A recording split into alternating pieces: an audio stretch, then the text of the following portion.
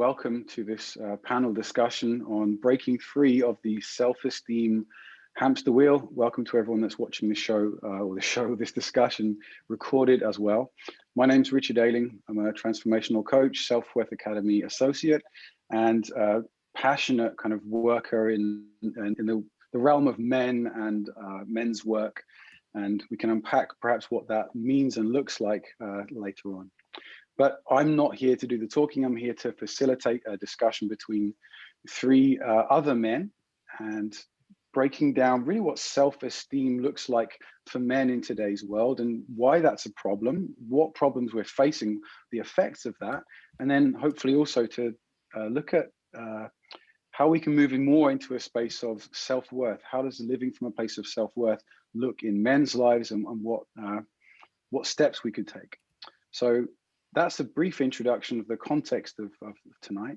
I'm going to ask each panelist to introduce themselves now and just take a moment to say who they are, what they do, and why they are so passionate about being a part of tonight's discussion. I'd love to invite John to begin, the founder of Self-Worth Academy. Probably needs no introduction, but John, over to you. Hi, everyone. I'm very happy to be here and particularly grateful to you, Richard, for coordinating this panel and for that matter, championing the topic of self-worth and men generally in Self-Worth Academy. I honestly have no idea how to do it, so I'm going to start with that bit of self-disclosure. This is something that this is a subject that I've tried in various guises to bring up with guys in different places. So I have as many questions here as I have answers. But I share the passion, Richard. From 20 years of coaching work, I see the enormous emotional cost that men pay, and sometimes financial cost that men pay for their addiction to self-esteem. I've had a ringside seat at that unhappy theater for far too long. I'm not just talking about other people's expectations of men, which of course does play into this too, but above all the self-expectations. And of course, I myself have played my own part in that. I've been caught up on that in that same theater of the mind, in terms of proving myself to myself, even when nobody else was watching. I particularly love the stepping off the hamster wheel topic of the title of this evening's panel, because that is exactly what we're trying to do. Thank you kindly. I might just interject before moving on to introducing the next speaker, just to invite anyone watching, if you're inspired by what you're hearing and you want to contribute in some way, and you want to add a question, please do so via the chat, and I'm sure we're going to get to it at some point. Moving on to Stuart Webb. Hi, Stuart. Please introduce yourself and give me a sense of where you're at on this topic and why you're happy to be involved. Yeah, hi, everyone. My name is Stuart Webb. I'm a coach and consultant, Self-Worth associate as well. My main focus has been with young managers and management teams in business. So often that's men, very few women seem to come into that space still. And I suppose very much like John, I don't necessarily yet have the answers as to why that is. I know that we still have a lot of problems to overcome in terms of gender diversity in the workplace, but I've been privileged to work with some great young managers who have got it and have understood that their need to drive themselves has somehow damaged their self-worth, that esteem has driven them, and they've now started to understand that by challenging that, they get better results for themselves and better results for the people they're working for and the teams they're working with.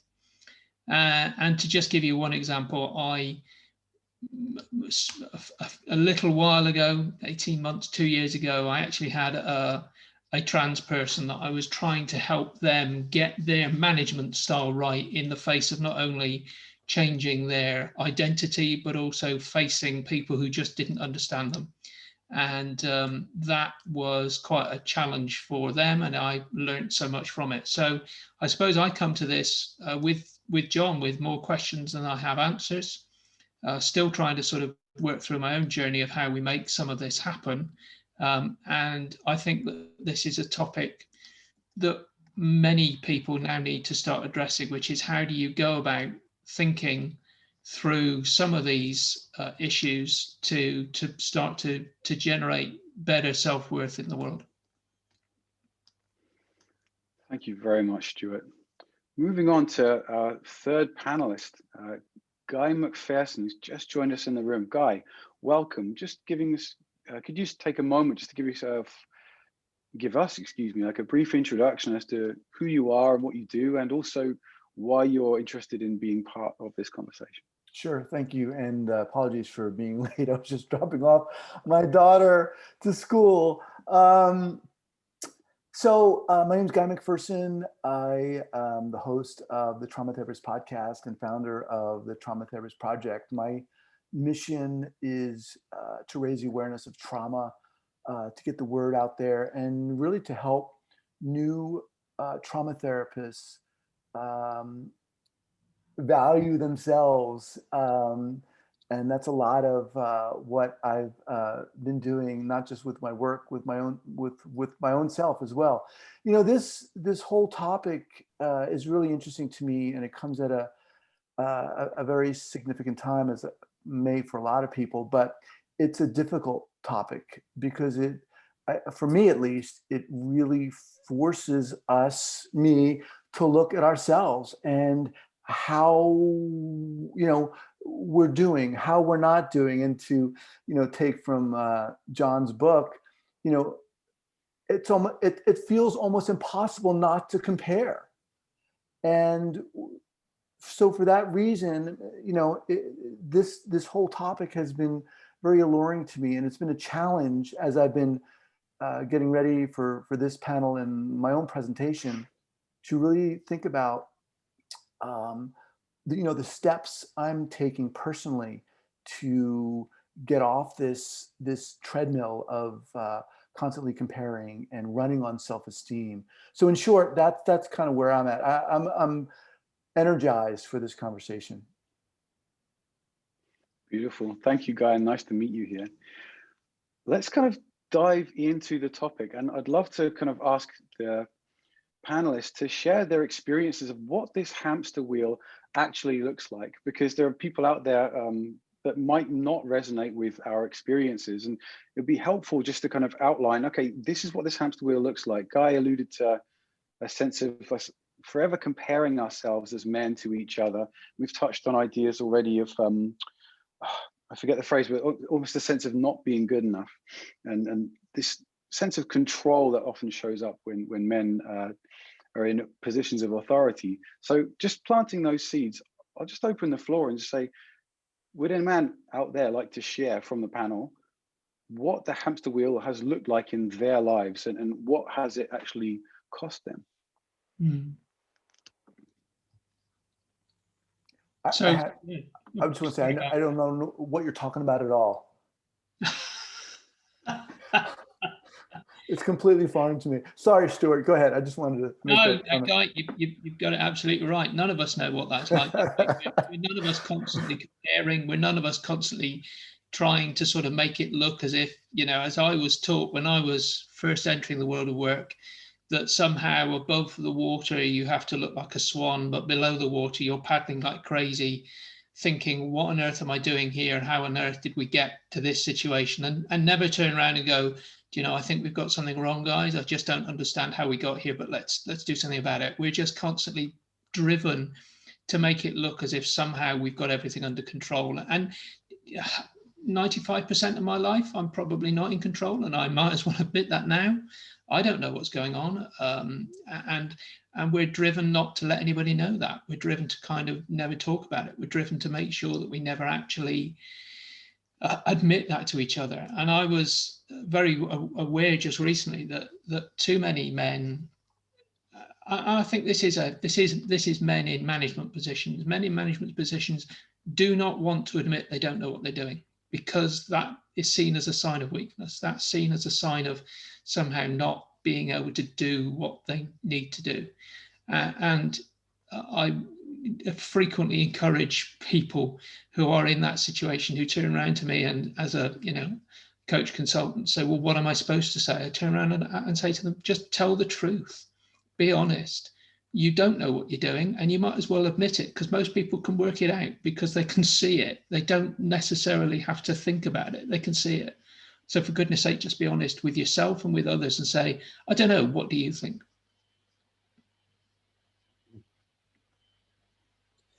I guess if I reflect on my own experience and my own background, for me, I basically confused two things. I confused identity with performance.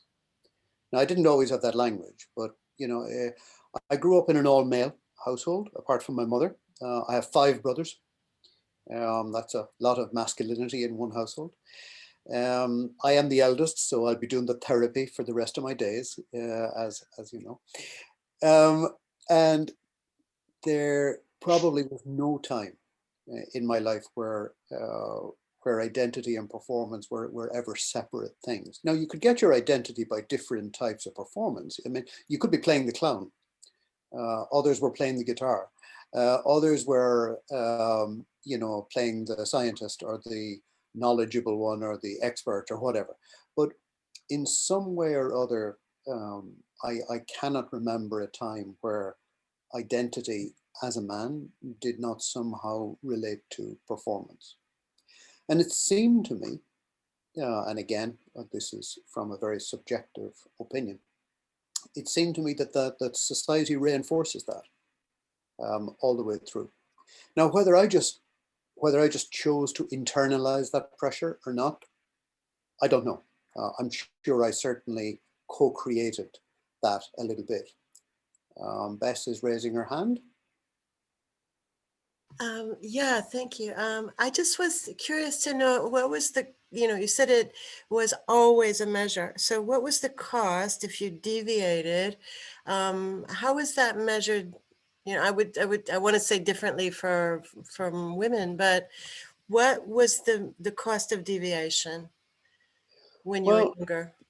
Probably it depends on the age group that you pick, I guess. And again, I'm not sure here which bits I internalized versus which bits were out there in society. I think it's always hard for us to pick those apart. But the easiest way to, certainly the easiest illustration I can give is when you're a young man and you enter into the dating space. You enter it. What's the first question that any woman is asked about a guy that she's just met? Is he rich? Or at very least, what does he do? It's a very revealing question. I doubt if many men, when talking about their new girlfriends, I doubt if the first question a man gets is, what does she do? So already there is a different lens being used for the measure of a man, shall we say. That's but one illustration. Obviously, there are different times. But that equation of identity and performance sets the scene for the comparison the guy's been just been talking about, sets the scene for a lot of internal comparison, or at least it did for me. But again, I can only share my own experience. I don't wish to universalize that and say it's therefore true of every man in the world.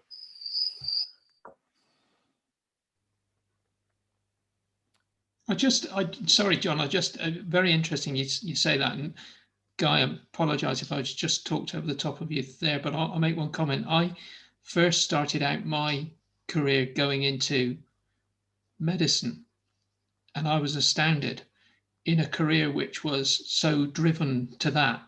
I was in a minority because caring was seen as women's work?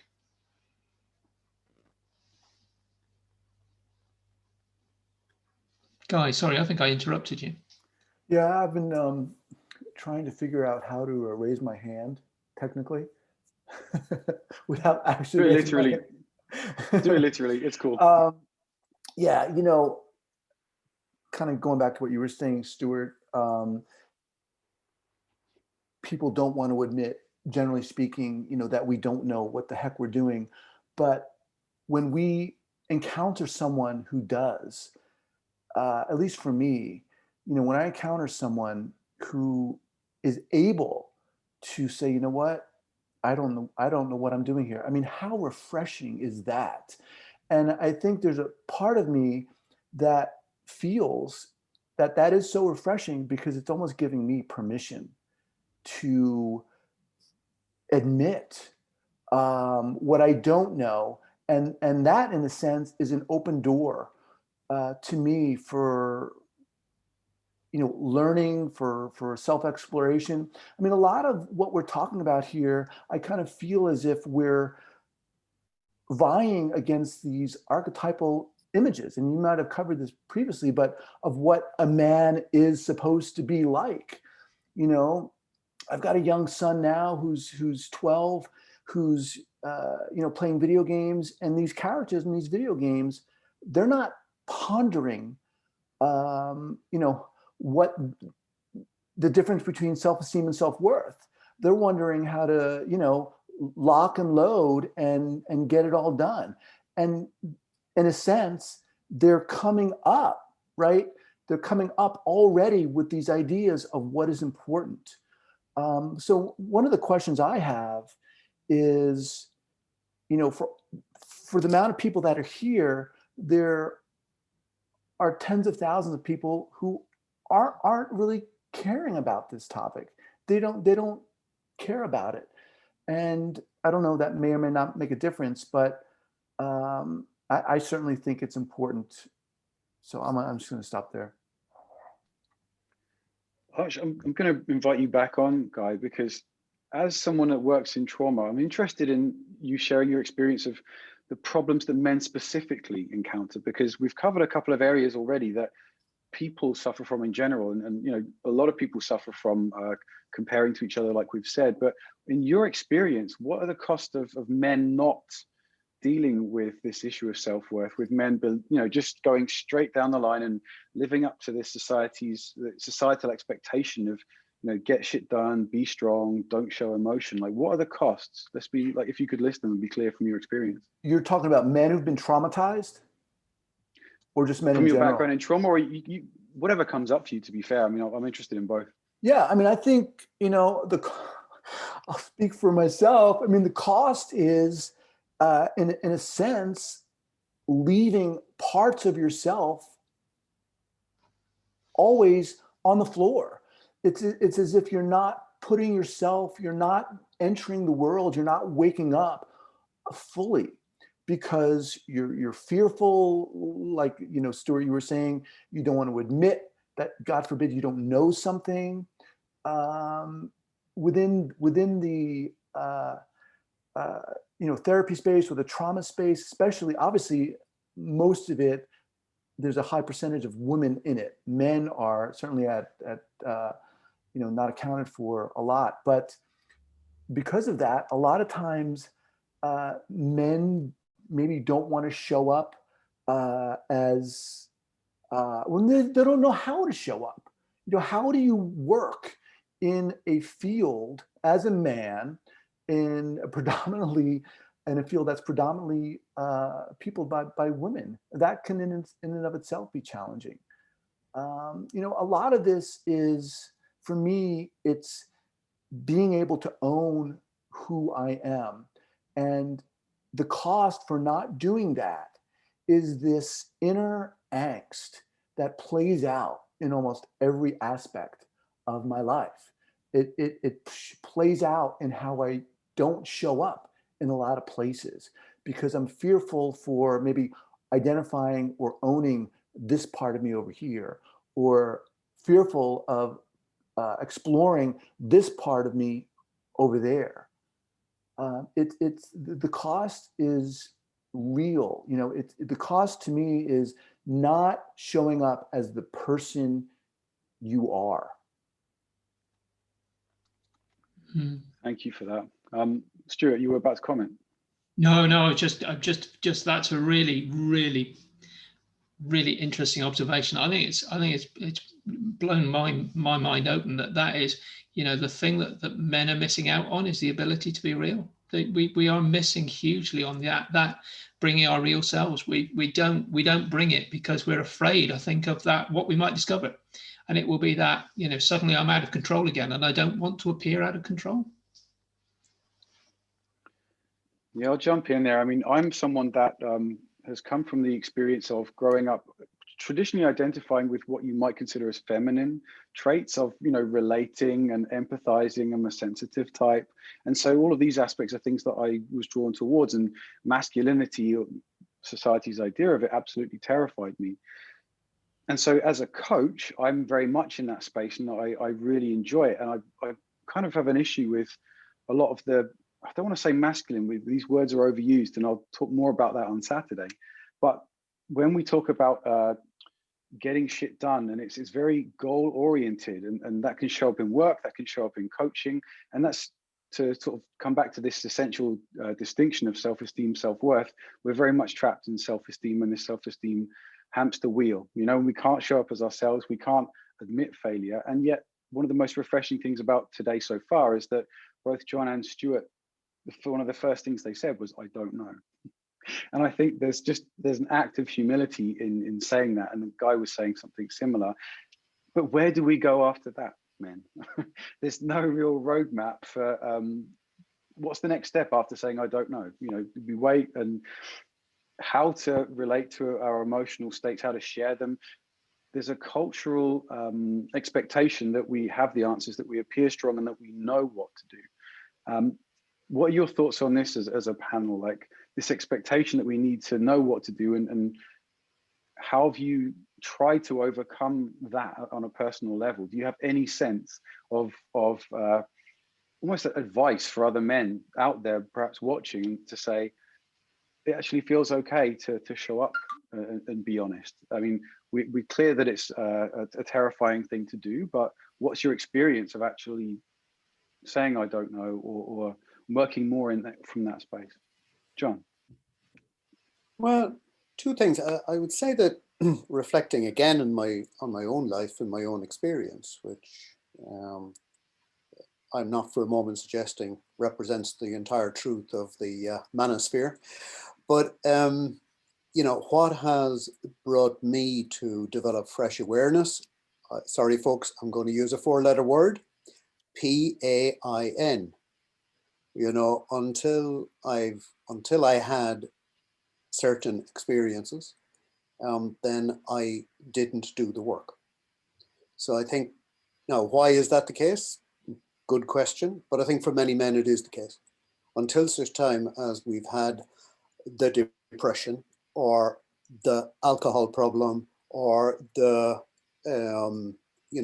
mental health issue, or the repeated rejection, or whatever it might be, it often that becomes the cattle prod of development. I think much of the time. Also, thinking and reflecting on something Guy just shared. Yeah, it's not that easy to enter the development world for a guy. For starters, the language can be a little bit off-putting.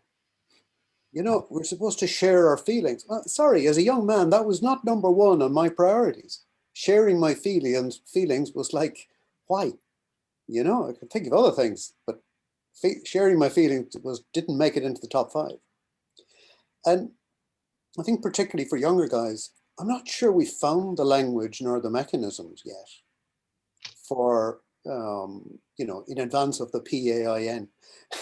I'm not sure we have, you know, sharing circles. I mean, come on. How many guys want to join a sharing circle? Like, I could think of a lot of other things that are more fun than a sharing circle. So maybe we need to get a little bit creative and stop trying to cut and paste what works in other environments, particularly with the amazing work that women have done over the last 20 years, well, 40 years, but 20 that I've seen. You know, we cannot just cut and paste what women have been doing and expect it to work for guys. I think we do need to, those of us who are in that space, need to perhaps start to think more creatively about how we can make it more accessible for our particularly younger brothers and sons and nephews, so that they won't have to have as much PAIN before they get stuck in. Mm.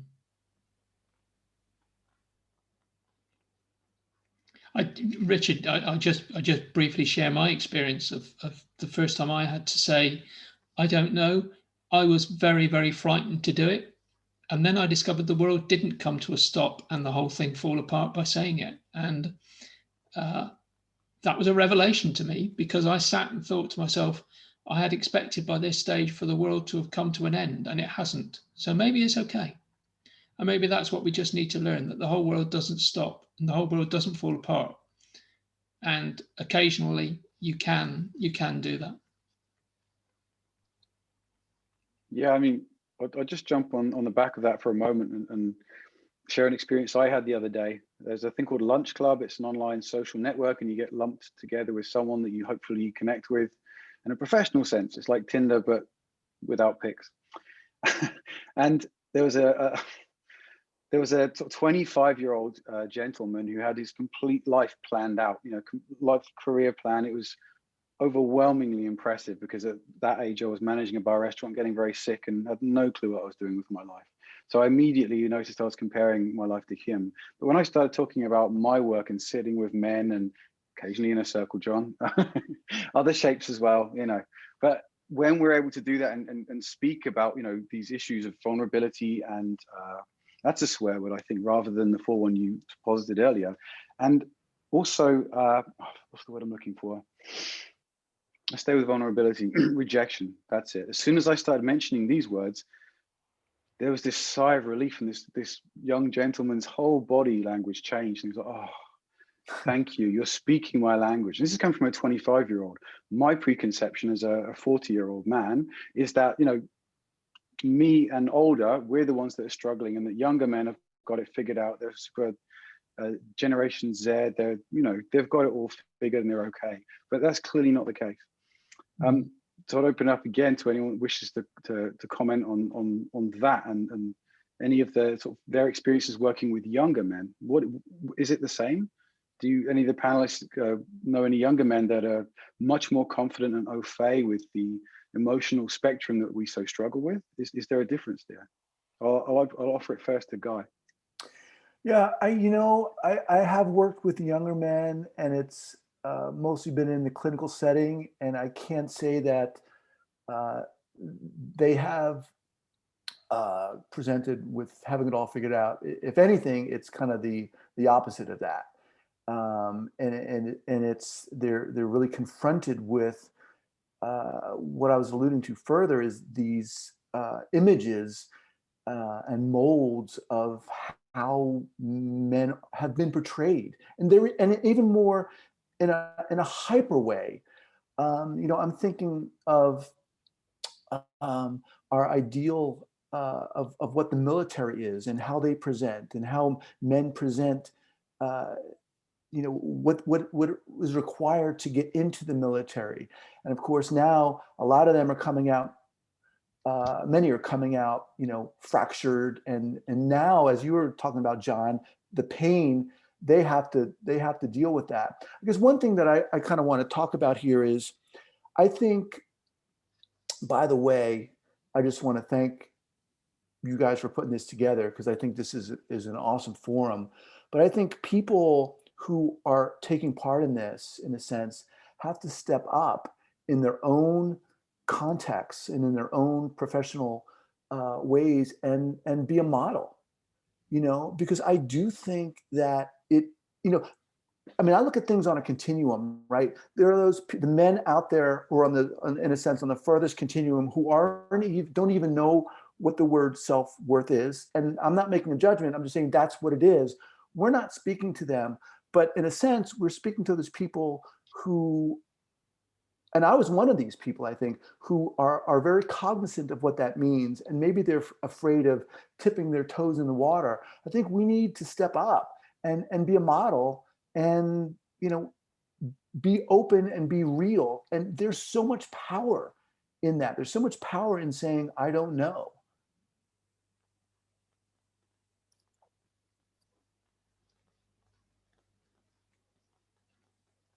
Guy, I think that's really that challenges me. Am I leading those young men that I come across that have these issues in that way? I'm not sure that I know that I am. I suppose I would challenge anybody now that when you become aware of this, we do need to start thinking about how do we bring those people through to that realization, because they are, as you put it, they will be broken in years to come. They need to be fixed sooner rather than later. I think that's a challenge. I think that'd be great. You know, I was listening to a podcast last night as I was going to bed, and it was this podcast about creativity. And I'm gotta get into this in my individual presentation. But the woman who was hosting this podcast, she started out by saying, you know what? I just want to say to your listeners out there that you are unique. You're worthwhile. And I was like, you know, in a way you could say that sounds hokey, but in a sense, I was like, wow, you know what? I am, you know, and it's like we don't use that language, but we do, in a way, use almost the silent language of self-esteem, right? That plays in so many different areas, as opposed to the language and the kind of searing language of self-worth, that you are worthwhile, whoever you are, how you are, the way you are now. I mean, that to me I love that.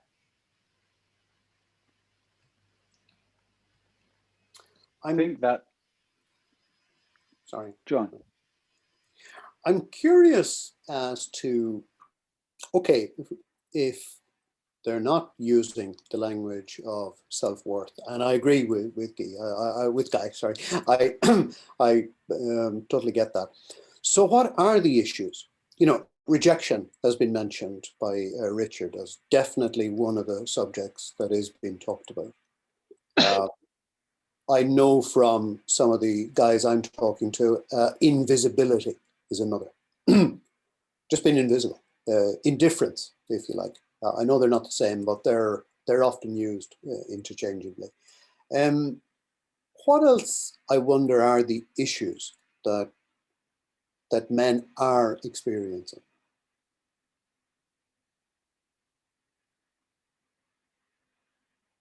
Because we're all tempted to bring our stuff to them and start the preaching, but I think it would be really helpful to use some collective intelligence and just get clear on, okay, what are the issues?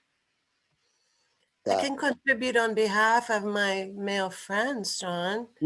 One in particular that I believe you know, which is financial pressure, and which isn't exactly performance pressure. It's financial pressure to take care of an aging parent and put children through university, and it's coming from all angles.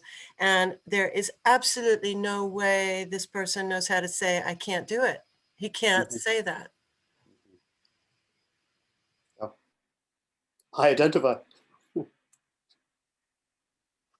Well, I'll speak for myself as a man, and also several single friends that I have, that if you're a single and a man, you don't feel like sometimes you have enough worth to bring to a relationship unless you can provide a significant amount of that money. It's ridiculous, and it's an insult to the women that, you know, are out there that are perfectly capable of creating their own finance, safety, etc. But that's definitely something that I was brought up with as an expectation, and I know several people are as well. So that's kind of similar issue, but in the context of relationships. Yeah, I would agree with what you said, Bess. I mean, financial pressure is a huge one because it radiates out into so many different areas, right? I think in addition to just, can I bring this certain aspect to the relationship, but okay, what kind of house do I have? What kind of car am I driving? All these other things play out in how we believe, and in reality, how we're perceived, and in turn, what we feel about ourselves. It feels to me that, in a sense, going back to what you were saying, John, what are these pressures and what are the issues?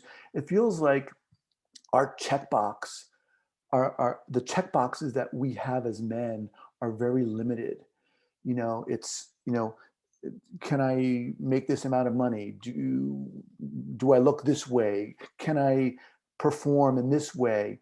And in a sense, the number of checkboxes needs to be expanded. Can I show up honestly? Can I be real? Can I do these other things? All the language that we're talking about here. So Monica's just asked, what about sex? It's hard to believe that we're 42 minutes into a men's forum, and the subject of sex has only come up now. Yeah, who's going to lead with that one? I'm just a host, so I the internet, it's gone again. Fuck's sake. My God. We can still hear you, John, but no problem. Yeah. There is an awkward silence around that topic. Yeah, right now. There's probably a reason for that. We're all waiting for John to come back in and describe his experiences. But I was just thinking that, and I'm going to avoid sex now, but just go on to another element, and that is the one thing that we may not be hugely talking about here. Our feelings. I can remember as a young man, falling over, scratching your knee. You were told, big boys don't cry, and that sets an expectation for the rest of your life, that somehow you're supposed to hide the feelings. And maybe that's sex as well. Maybe you're supposed to hide the sex or something. I don't know. Is it desire or is it sex? Well, there's a huge debate we could have about what's the difference between lust and love, couldn't we, Bess? We won't, but we could have that debate.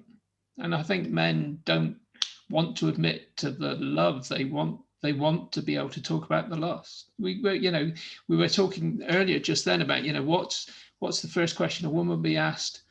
It will be, what does he do? The first question a man would be asked is, does she have a big pair of, doobie dumps? And that's unfortunately the way that the sexes are brought up.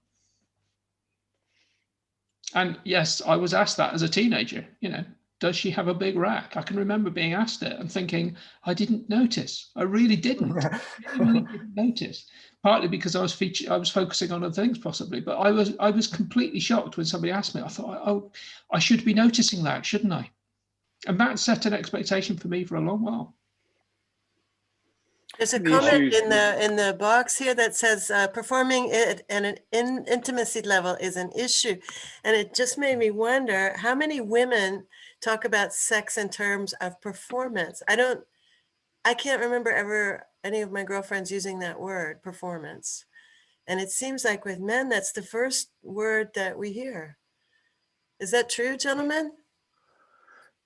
Yeah, I mean, I'll speak for myself, there's a sense of I need to be able to show up for this woman and give her a certain amount of pleasure, and if there's any sort of performance anxiety on my part, sometimes not everything works if you get the picture, and then, then images of, or feelings of shame, and this is all part and parcel of it. And again, is in that dynamic, unless you're two humans that have the emotional language to share with each other and support each other, it can be a very, very traumatizing thing. And with women's emancipation changing, and it being a beautiful thing, how a man approaches a woman and how he is able to display his interest in her is unclear, right? There are plenty of incidences, unfortunately, where that's been super inappropriate, and there are plenty of men that have just got it so badly wrong. And now a lot of us are terrified of cancel culture and making a mistake, or just simply, not being able to perform in some way. So I think there's a lot of confusion around that. And if we talk about male energy as sort of moving forward, penetrating, taking action, and we don't feel comfortable in that space, it comes back to a sense of, or a lack of confidence. We feel stuck, and that's a very difficult place to be in. And if we don't have the language, as John pointed out earlier, to share this with other men, then who do we talk to? We're ashamed to talk to women about it. We don't want to talk to men about it, so we're stuck in this space of I don't know what I'm doing, and I don't know how to express how I even feel about it, which is a really big problem for a lot of men. Isabel mentioned, Claudia, no, attends, where are we? Isabel was saying, she said that everything comes down to performance. It's about financial performance, sexual performance, showing up as the performance, that it has to be more and more important. And then Monica added, yeah, and if you don't perform, then you're ashamed. It's like a straight line from performance to shame. Maybe I can shift gears of the conversation, because that's not what we want as men. We don't want it to be about performance, but that's how we're brought up. That's how we're raised. That's how our role models have kind of displayed, what it is to be a man. And I've been in too many circles and in too many men's company where the question is asked, like, hands up if you feel like you had a healthy male role model around you as you grew up. Nobody's hands went up. And this is like across generations. And so what can we do differently? And like shifting gears, like, we want not to be concerned about performance, but we want connection and intimacy. Like, we're humans. That's my belief anyway. How can we start to operate more from a place of self-worth? Because the question tonight is really, how do we step off this hamster wheel of self-esteem? Let's try and answer that. Like, open the floor again, gentlemen. What does self-worth in action look like beyond saying, I don't know, or I'm worthwhile? These are mantras, but what action points can men actually take to start shifting things? Guy, you mentioned earlier, like, we need to step up as role models. What might that look like? Well, yeah, I mean, that's a great question. And I think what it would look like, and I think it will look perhaps differently for each of us, but I think in one sense, it would look like helping to create a language of what self-worth is, helping to create a language of what a healthy man looks like and acts like, what it is okay, the fact that it is okay to say, I don't know, the fact that it is okay to, maybe not be performing in all these different areas. But I think we have to, first of all, we have to create a language if we're going to begin to have this conversation. And we have to have some kind of an idea, if not a sketchy one, of, if okay, we know we don't want this particular model, but what is this model that we're kind of aiming for or shooting for? What does that look like? What is it, does that make sense? It does, absolutely. I mean, I like the idea of, I do a lot of interviews with men in the military who've come back after experiencing PTSD, and they're either now getting help or they've become therapists and they're turning around and helping other veterans. There's an amazing energy that they have because they've gotten off this hamster wheel in a sense, and they've been able to turn around and look and see themselves in that image and say, what the hell was I doing? And I can't do this anymore. I need to step off this and admit to myself that, as John, you were saying, I've been drinking too much, or I've been taking too many pills, and I've been trying to cover up the pain. For me, I think shining a light on that pain, in a sense, is kind of what we need to do as well. I often think there's great potential in adventure as a way and perhaps a fairly masculine way into this. Um, since I've been back in the UK, I've seen a wonderful program on BBC Two of two comedians, Bob Mortimer and Paul Whitehouse. And it's not a comedy show. It's just the two guys go fishing. And the show is made up of the dialogue that they have while they're fishing, which is very often about vulnerability and saying, I don't know. But on the surface, it's a rather beautiful fishing program. And I wonder, maybe there's a way through adventure and curiosity and being an explorer by which, and this is only the beginnings of an idea this week, but maybe there is a way in there where which men can find accessible, and which allows for the vulnerability and allows for the self-expression, but also allows for having a bit of fun, which, hey, I think we all want to. Yeah, I've been biting my lip a lot because I'm here to host this. But I mean, my talk is to try and develop some kind of model and an answer to this question.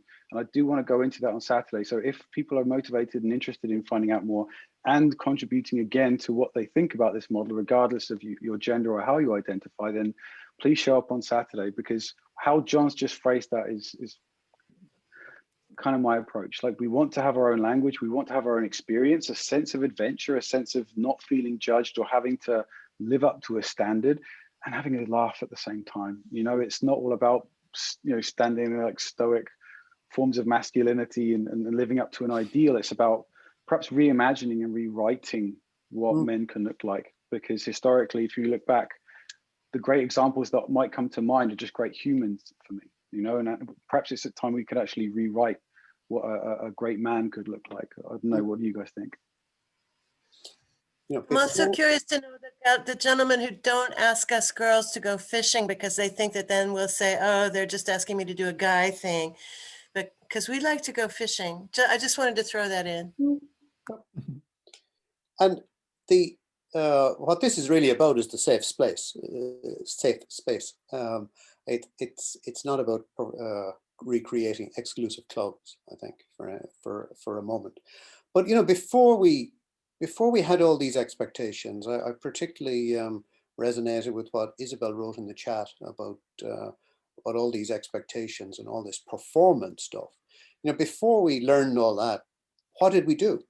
We chased a ball around the field. We chased each other. We ran. We had fun. We hadn't got as far as the performance metrics yet. And I think some of the way forward here might be to go back to that sort of boyhood sense of fun and energy and fun challenge, maybe, but without it necessarily being tied to performance all the time.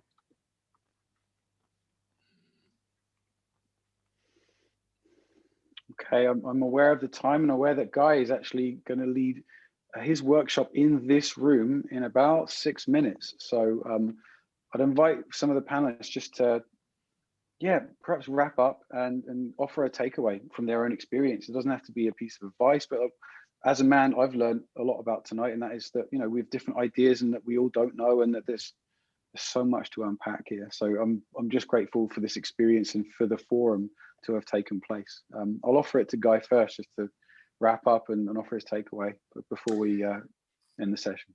Yeah, thanks, Richard. For me, the image that comes up is I've always believed that each of us, and when I say that, I mean myself too. This work that I have to do, we have this like huge door, this stone door, like right in our chest, that so much power resides behind, and we want to share what's behind that. And oftentimes we're scared, but I think we need, as men, we're talking about men here, we need to open that and share that, and ride with the adventure of whatever comes out, and whatever is going to come out is who we are. And it's not always going to be pretty. It's not always going to look great or feel great, but we need to honor the totality of who we are. That's my big takeaway. Thank you, Guy. Stuart. Sorry, I was just making a note then, Richard. Those words, ride the adventure. Guy, I love that phrase. I think that's a great phrase. I should be finding a way to use that in an email tomorrow. And my takeaway from this is guys, I think the two big moments for me was when I learned that actually admitting that somehow some of the stuff that I was told as a young man and a young boy, if you actually suddenly confronted it and said, well, do I have to live up to that? Nobody died. It's possible to turn around and face the other way without it all falling apart. So I'm going to be doing a lot more of that and riding the adventure. I love riding the adventure of whatever comes out. That was, for me, a wonderful phrase that just sums up the whole session. And the sense of joy and freedom that goes with that is, I think, a lasting takeaway for me this evening. Thank you. Thanks, everyone. Does anybody have any questions or comments that they'd like to throw out in these last couple of moments? Isabel, the floor is yours. Just one perspective here from a woman and from some friends that we used to share about this a lot, that actually what women are also after is a vulnerability, so we want to understand what is happening. And sometimes it's another mental way for us to uncover, because we know there is something wrong, but then we need to uncover because men don't talk. So you're just again with something else that you're like trying to uncover, and what you actually want is just to have this safe space and share and understand and see this man that is also vulnerable, because we are all human beings after all. So Thank you so much. I assume your boyfriend in the background is taking notes. well, he is already pro in that. Beautiful. All right. Anybody else before we wrap up and hand over to Guy? I just had one question. You probably saw my 13-year-old boy here.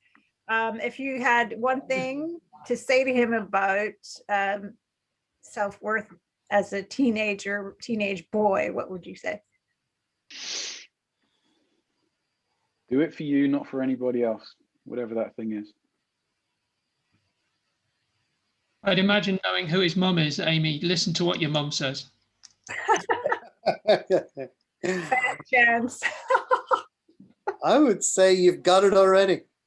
It's something we discover, not something we establish or build. You've got it. I would take him by the shoulder in the gentlest way and say, trust your gut. That's what I would do. Okay, I gotta tell you this. Trust your gut. And you're gonna have to keep repeating that. Okay, got it. Thank you. All right. Thank you, everyone. We're out of time for tonight. Thank you so much for taking part. I hope you enjoyed it. I hope you found value in this conversation, and to anyone watching the recording as well. We're all contactable if you have any more questions, want to get involved in any of this kind of work. I'm offering this talk on Saturday, as I've said before, which I'm really excited about, diving into this complicated issue even more, and I'm looking forward to that a lot. So I hope to see you there as well.